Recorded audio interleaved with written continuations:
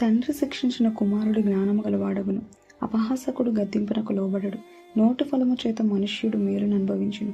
విశ్వాసఘాతకులు బలత్కారము చేత నశించుదురు. తన నోరు కార్చుకొని వాడు తను కాపాడుకొనును. ఊరుకొనక మాట్లాడువాడు తనకు నాశనము తెచ్చుకొనును. సోమరి ఆశపడును గాని వాని ప్రాణమునకేమీయూ దొరకదు. శ్రద్ధగల వారి ప్రాణము పుష్టిగా నుండును. నీతిమంతునికి కళ్ళ మాట అసహ్యము.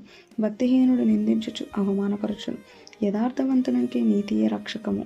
భక్తిహీనత పాపులను చెరిపివేయును. ధనవంతులమని చెప్పుకొనుచు లేమిడి గలవారు కలరు. దారిద్రులమని చెప్పుకొనుచు బహుధనము గలవారు కలరు. ఒకని ప్రాణమునకు వాని ఐశ్వర్యము ప్రాయశ్చిత్తము చేయును. దరిద్రుడు బెదిరింపు మాటలు వినడు.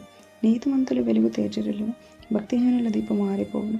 గర్భము వలన జగడమే పుట్టును. ఆలోచన వినువానికి జ్ఞానము కలుగును. మోసము చేత సంపాదించిన ధనము క్షీణించిపోవు. కష్టము చేసి కూర్చుకొనివాడు తన ఆస్తిని వృద్ధి చేసుకొనును. కోరిక సఫలము కాకుండా చేతి హృదయమునొచ్చును. సిద్ధించిన మనోవాంఛ జీవవృక్షం. ఆజ్ఞను తిరస్కరించువాడు అందువలన శిక్ష నందును. ఆజ్ఞ విషయమై భయభక్తులు కలవాడు లాభము నందును. జ్ఞానుల ఉపదేశము జీవపు ఊట. అది మరణపాశంలో నుండి విడిపించును. సుబుద్ధి దయను సంపాదించును. విశ్వాసఘాతకుల మార్గమున కష్టము. వివేకులందరూ తెలివి కలిగి పని జరుపుకొందరు. బుద్ధిహీనుడు మూర్ఖతను వెల్లడిపరచును. దుష్టుడైన దూత కీడునకు లోబడును. నమ్మకమైన రాయబారి ఔషధము వంటివాడు. శిక్షను ఉపేక్షించువానికి అవమాన దారిద్ర్యతలు ప్రాప్తించును. గద్దింపును లక్ష్యపెట్టువాడు ఘనతనందుడు. ఆశ తీరుట ప్రాణమునకు తేపి. చెడుతనమును విడుచుట మూర్ఖులకు సహ్యము.